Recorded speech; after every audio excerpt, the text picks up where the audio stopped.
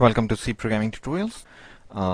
In this tutorial we are basically learning about the reasons why you should never return a pointer to local variable, and that's a big mistake, and this is actually a continuation of part 2 of the previous tutorial. If you haven't watched that tutorial yet, please do so. The link to the screen to the part 1 of this tutorial should be on the screen. Anyway, so let's get started. So we saw that if a main function calls of func1, func2, func3, and then func3 return back, and then it calls and all of them return back, and then it calls g1 and then g2 and so on. We saw how it basically overlaps the memory allocation for the local variables of g1 and g2 on top of where the func1 and func2 were actually located.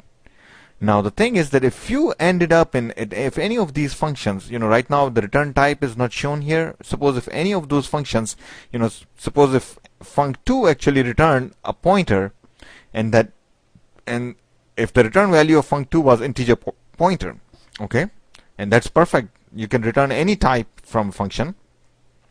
So suppose if it was to return an integer pointer, and when it was about to return, it said return, and then it said ampersand f2, which means return the address of f2. Okay, let me write it here. Suppose func2 actually ended like this: return ampersand f2, which means that take the address of f2 and return that back to f1, func1. Okay, when it called, and if func1 started using that, that's a big no-no. Why? Because now when the func2 returned, f2 doesn't even exist, kind of. F2 was created somewhere else, here, or actually somewhere here. Okay, and it does not even exist here anymore. So it's not a good idea to basically use this memory location, because there is no guarantee. Maybe this will be used for something else like a2. Okay, and you cannot be using that value. It will be changing the value for no reason all of a sudden. Okay, so this is a big no-no. So that's why you can never ever do that. So we will see this in an example. Now suppose if I write a function here, let's see. Suppose if I write a function that basically, a program, simple program, which basically takes inputs your name and says your name is, this. So you could do it in just one function, but we are right now we are explaining things here. So let's do something. Let's use some function calls here. So let's see. So what do we have to do? We have to basically, this main function is going to call a function called getName. Okay. Again, I am doing the top-down design here. Okay. So I'm doing top-down design here, so I don't have to worry about the implementation of getName right now. So I'll worry about it later. So getName would be a function which will basically get a name for me, and it will return a name. A name is gonna be a string, and a string is actually an array of characters. Okay, an array of characters can be represented by a pointer to the array of characters, right? So it's basically going to return a pointer to character. Okay, so that's what this function is going to return. So I'm going to hold it in a pointer variable, character pointer, p name. It really doesn't matter if you want to do this or you want to do this. Okay, character pointer p name. P name is equal to get name, and then when we get the name from this function, we basically, what do?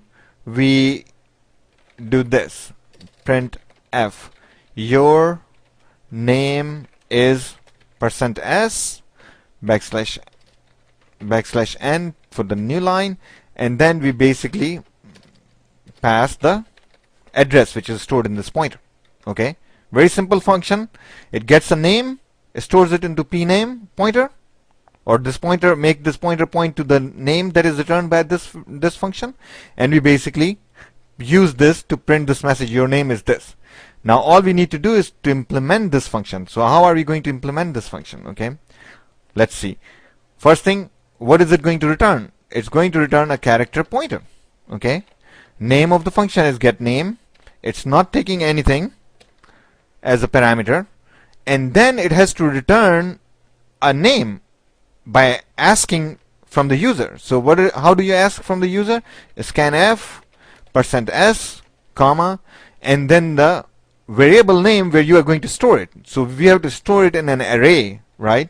So let's call that array as name. Okay, and let's define, array is basically, we have to store it in the string.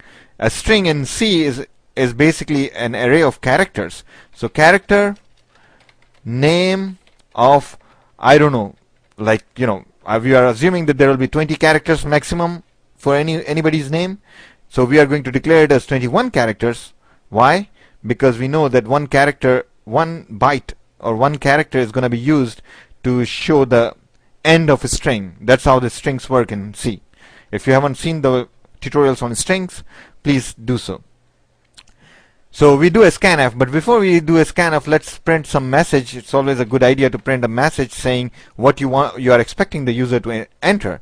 So enter your name. So this message will tell the user to enter a name, and then we store that name in this string name, and then we return the pointer to this name, and what is the address to the start of this name. And what is that address? The name of the variable itself. The name of the string itself is the address of the very first element or very first character or the start of that string.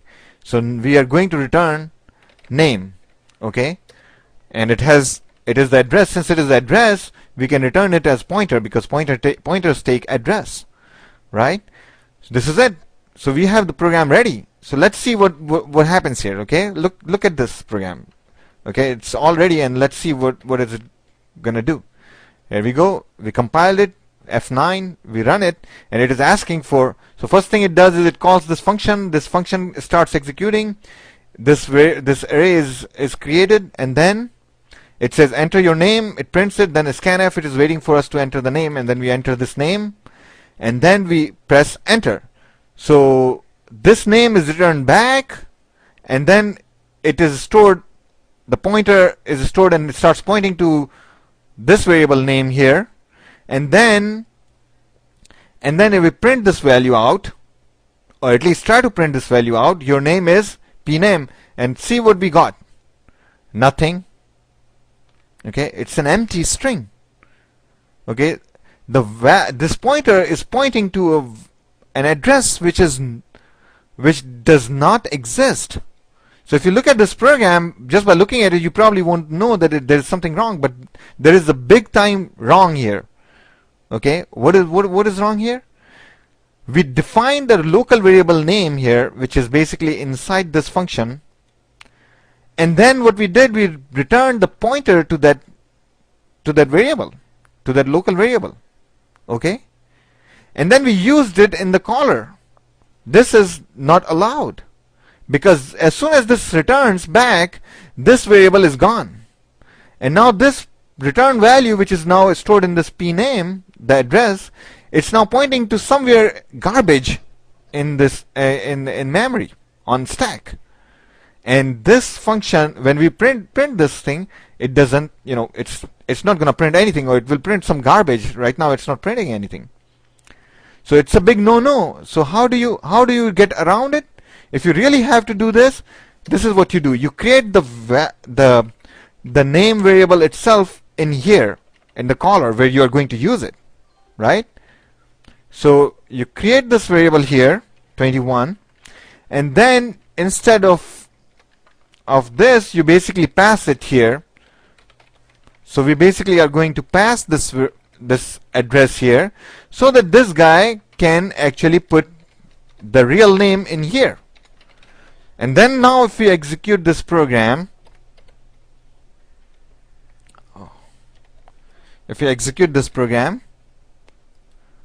okay, I have to stop here, and we are running out of time. Thank you so much.